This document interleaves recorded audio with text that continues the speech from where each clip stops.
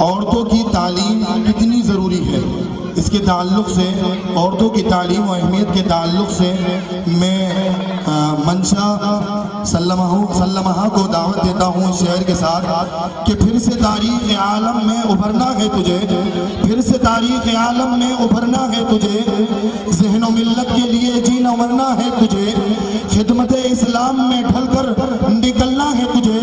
خدمت اسلام میں ڈھل کر نکلنا ہے تجھے، تاریخ کے سینے پر لکھی ہے یہ حقیقت، تاریخ کے سینے پر لکھی ہے یہ حقیقت کہ عورت ہی بدل سکتی ہے ایک قوم کی حالت، کہ عورت ہی بدل سکتی ہے ایک قوم کی حالت، کہ وہ آئیں اور بچے اپنی تقریر پیش کریں۔ علیکم ورحمۃ اللہ وبرکاتہ، نحمد ونصلی علی رسول الکریم، اما بعد، حضرات محترم اور سامعین کرام، یہ بات اظہر من الشمس ہے کہ اسلامی معاشرے میں عورت نے ایک اہم کردار ادا کیا ہے، بلکہ اگر یہ کہا جائے کہ تمام سماجی میں سیاسی نئی تعلیمی ترقیوں کا سر چشمہ یہی صنف نازک ہے تو بالکل حق ہے۔ اس بات پر تاریخ کا وقت شاہد ہے کہ عورت مثل سوچا کے ہے، اگر سوچا درست ہوگا تو اس میں ڈھلنے والی چیزیں بھی درست ہوگی۔ اگر عورت معاویہ بصریہ، فاطمہ بنت محمد، عائشہ بنت ابوبکر جیسی پاک باز طبیعت والی ہوگی تو اس کے سائے میں پلنے والے بچے بھی حسن حسین کی طرح ہوں گے۔ اسلامی معاشرے میں عورت کو بنیادی حیثیت حاصل ہے۔ عورت نے ہر میدان میں معاشرے کو اسلامی بنانے کے لیے مردوں کے ساتھ قدم سے قدم ملا کر بڑی محنت کی ہے۔ تاریخ شاہد ہے کہ اسلامی معاشرے میں عورت نے جو کردار ادا کیا ہے، امت مسلمہ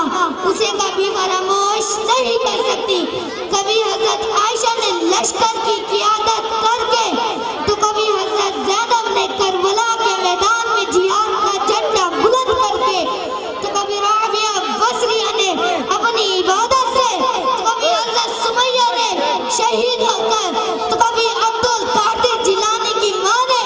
ہمیشہ باوضو دودھ پلا کر القدس پوری تاریخ اسلام اس عورت کی خدمت اور قربانیوں کے ذکر سے بھری ہوئی ہے۔ لیکن افسوس کے ساتھ یہ کہنا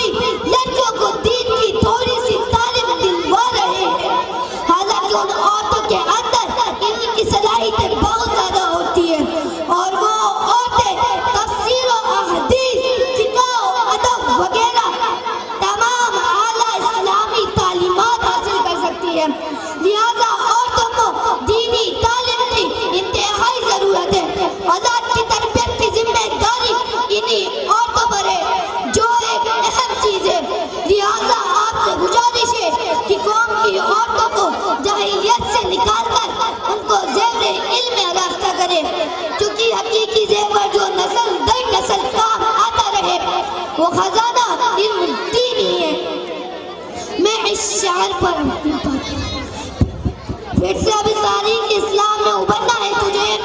پھر سے ابھی تاریخ اسلام میں ابھرنا ہے تجھے، دین و ملت کے لیے جینا مرنا ہے تجھے۔ السلام علیکم ورحمۃ اللہ وبرکاتہ۔ ماشاء اللہ۔